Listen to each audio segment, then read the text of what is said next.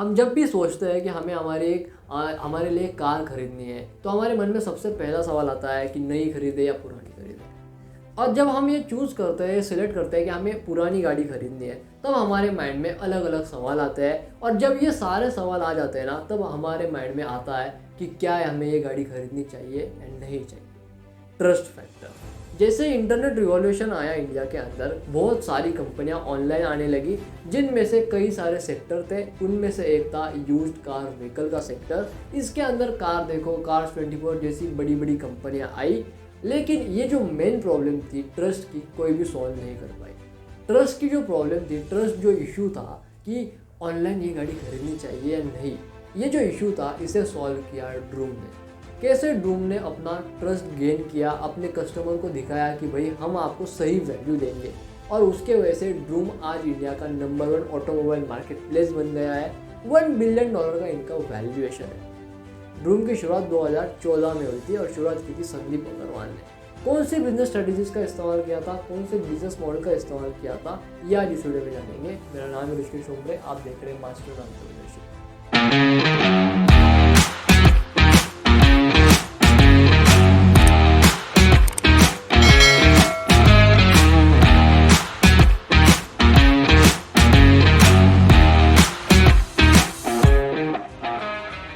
Company की शुरुआत 2014 में हुई थी, जब संदीप अग्रवाल ने अपनी शॉपक्लूज की कंपनी लेफ्ट कर दी थी। उन्होंने अपने शॉपक्लूज को एक तरीके से छोड़ दिया था। उसके बाद उन्होंने देखा कि ऑटोमोबाइल मार्केट के अंदर ऑनलाइन लोग गाड़ियां खरीदना इतना पसंद नहीं कर रहे, क्योंकि उनको ट्रस्ट नहीं होता। तो हम इस पूरे ट्रस्ट के इशू को, फैक्टर जो है, हम उसे अच्छे से सॉल्व करेंगे और उसके बदले में हम पैसे कमाएंगे। कस्टमर को सही प्रोडक्ट देंगे, वैल्यू में कोई भी कॉम्प्रोमाइज नहीं करेंगे। शुरुआत के दिनों में कंपनी नई दिल्ली के अंदर जो है वो यूज कार बेचना स्टार्ट करती है। 3 महीने के बाद कंपनी देखती है कि भैया यूज्ड कार नहीं, हमें यूज्ड बाइक भी बेचनी चाहिए। ये यूज्ड बाइक्स भी बेचना स्टार्ट कर देते हैं यूज्ड कार्स के साथ, वो भी नई दिल्ली के अंदर। लेकिन जब हम 9 महीने बाद देखते हैं तो कंपनी अल्टीमेटली 100 से ज़्यादा सिटीज़ के अंदर अपने बिजनेस ऑपरेशन को एग्जीक्यूट कर रही होती है। इतना बड़ा जंप कैसे आया, क्या बिजनेस मॉडल है भाई?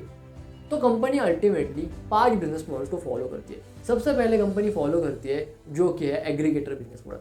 अब एग्रीगेटर बिजनेस मॉडल के अंदर होता क्या है, यहाँ पे आप 2 कम्युनिटीज़ को एक करते हो और उसके बदले में आपको कमीशन मिलता है जब उन कम्युनिटी के बीच में ट्रांजैक्शन होता है। जैसे कि बायर और सेलर की कम्युनिटी, इनके लिए आपने प्लेटफॉर्म क्रिएट कर दिया।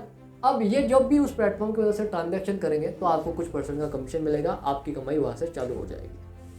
सेकेंड बिजनेस मॉडल जो कंपनी इस्तेमाल करती है वो है B2B बिजनेस मॉडल। यहाँ पे कंपनी बिजनेस टू वेंडर या फिर वेंडर टू वेंडर बिजनेसेस को जो है वो लुकआउट करती है, उनको टारगेट करती है। सेकेंड बिजनेस मॉडल आता है कंपनी का, वो है B2C बिजनेस मॉडल। यहाँ पे कंपनी जो है वो वेंडर टू कस्टमर को टारगेट करती है। अब मेरी एक कार का एक वेंडर हूँ, मेरे पास लाखों गाड़ी है, लाखों नहीं 2-3 गाड़ियाँ मेरे पास, राइट, और मुझे वो बेचनी है, तो मैं डायरेक्ट कस्टमर को बेचूंगा ड्रूम के प्लेटफॉर्म के जरिए। ये हो गया आपका B2C। उसके बाद में तीसरा बिजनेस मॉडल, 4th नंबर का बिजनेस मॉडल है, वो है भैया C2C बिजनेस मॉडल। जैसे कि अब मैं एक कस्टमर हूँ, मुझे अपनी गाड़ी बेचनी है, लेकिन मुझे वेंडर को नहीं बेचनी, मैं डायरेक्ट कस्टमर को ही बेचूंगा, डायरेक्ट सेलर को ही बेचूंगा। ये हो गया आपका C2C बिजनेस मॉडल। और जो लास्ट बिजनेस मॉडल है वो है आपका C2B बिजनेस मॉडल। यहाँ पे कस्टमर टू बिजनेस मॉडल होता है, कस्टमर टू बिजनेस, मतलब कि मैं अपनी गाड़ी वेंडर को बेचूंगा। ये 5 बिजनेस मॉडल को कंपनी ऑपरेट करती है और इनको इंटीग्रेट किया जाता है 2 मेन रेवेन्यू मॉडल से। एक है कमीशन बेस्ड रेवेन्यू मॉडल और दूसरा है सब्सक्रिप्शन बेस्ड रेवेन्यू मॉडल। लेकिन अब आपके माइंड में सवाल आया होगा कि भाई तुमने तो बिजनेस मॉडल ही बताया, तुमने तो ये बताया नहीं कि कैसे इन्होंने ट्रस्ट को सॉल्व किया। ट्रस्ट नाम के एक इशू को, इतना बड़ा इशू है जो कार देखो भी सॉल्व नहीं कर पा रहा, कार्स 24 भी सॉल्व नहीं कर पा रहा, इन्होंने कैसे कर? तो इसके लिए इन्होंने बनाई 4 main strategy.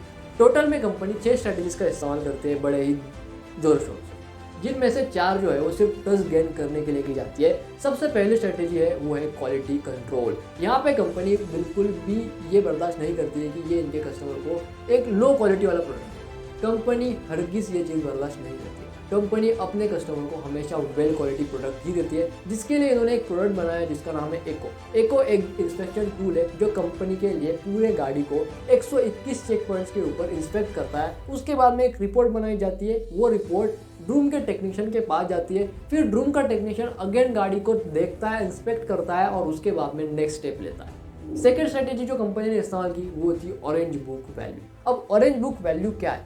Orange book value it's similar to Kelley blue book. अब ये क्या है? ये जो है एक यूएस में आर्टिफिशियल इंटेलिजेंस बेस्ड मॉडल है। यहाँ पे होता ये है कि इस मॉडल को आप इस्तेमाल करते हो आपके गाड़ियों की सही प्राइसिंग ढूंढने में। ये बेस्ड ऑन होता है कंपनी इंफॉर्मेशन से, मैन्युफैक्चरिंग से, इंश्योरेंस से, उसी के साथ साथ ये बेस्ड होता है कंडीशन पे, और ये बेस्ड होता है कि गाड़ी कब मैन्युफैक्चर की गई है। 4-5 कुछ फैक्टर्स होते हैं जिसके ऊपर ये पूरा एल्गोरिदम काम करता है और ये तय करता है कि गाड़ी की कीमत कितनी रखनी चाहिए।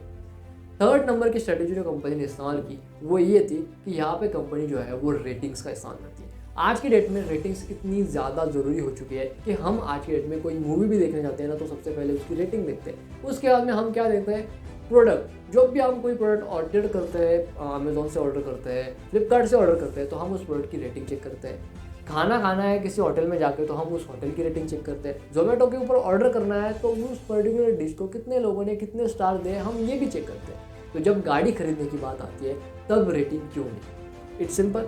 कंपनी अपने वेंडर्स को, अपने सेलर्स को रेटिंग देती है कि कौन सा सेलर कितनी अच्छी गाड़ियाँ बेच रहा है, सबसे ज़्यादा कंडीशन वाली गाड़ी किसके पास है, किसके ज़्यादा स्टार मिले, राइट। ये जो रेटिंग्स होती है ना, ये कस्टमर को एक तरीके से डिसीजन लेने में हेल्प करती है कि उनको फटाक से कौन से डीलर के पास है कौन सी गाड़ी खरीदनी है। ये डिसीजन मेकिंग फैक्टर में बहुत बड़ा रोल प्ले करता है और कस्टमर का ट्रस्ट गेन करने में भी।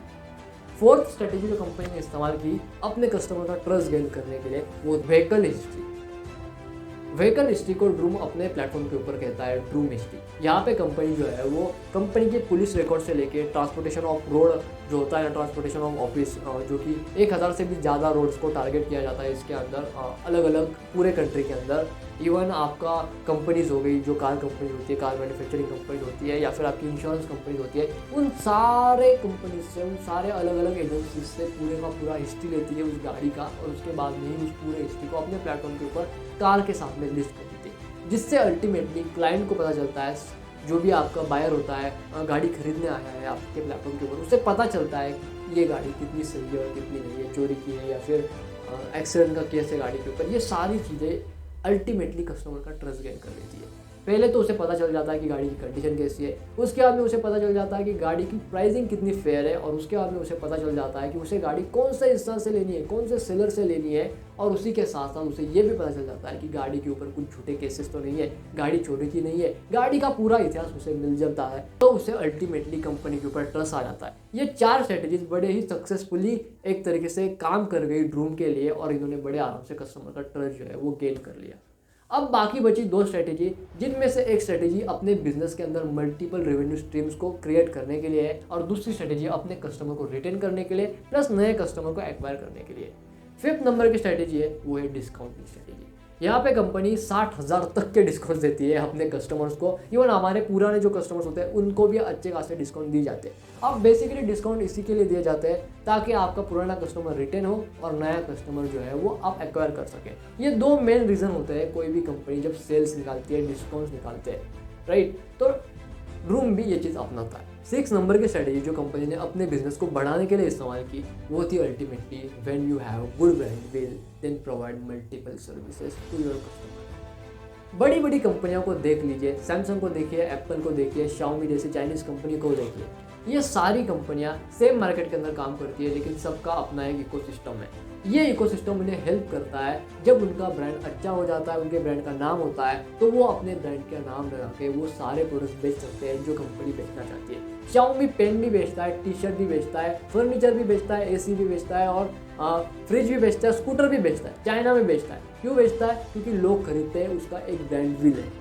उसी हिसाब से ड्रूम इस चीज़ को समझता है। ड्रूम अपने नाम से, अपने नाम का फ़ायदा उठाते हुए कार इंश्योरेंस प्रोवाइड करता है। उसी के साथ साथ कंपनी के लिए, जैसे अगर आपकी कोई गाड़ी है, आपकी गाड़ी जो है वो ख़राब हो गई रास्ते में हुआ, तो आपको जो है वो रोड साइड असिस्टेंस प्रोवाइड किया जाता है। उसी के साथ साथ आप जो है वो बड़े आराम से आपके गाड़ी की वारंटी भी एक्सटेंड कर सकते हो कुछ पैसे देके, राइट। तो इन सब की इन्होंने सर्विसेज बनाई हुई है, जिसके वजह से ये अभी अपने बिजनेस को एक्सपांड कर रहे हैं। ये थी 6 बिजनेस स्ट्रेटेजीज जो मैंने पर्सनली एनालाइज किया ड्रूम के केस स्टडी से, ड्रूम के बिजनेस एनालिसिस से। अगर आपको ये पसंद आया तो इसे जरूर लाइक कीजिए, चैनल को सब्सक्राइब कीजिए, अपने दोस्तों को शेयर कीजिए। मैं मिलता हूं आपसे नेक्स्ट वीडियो में, तब तक के लिए जय हिंद।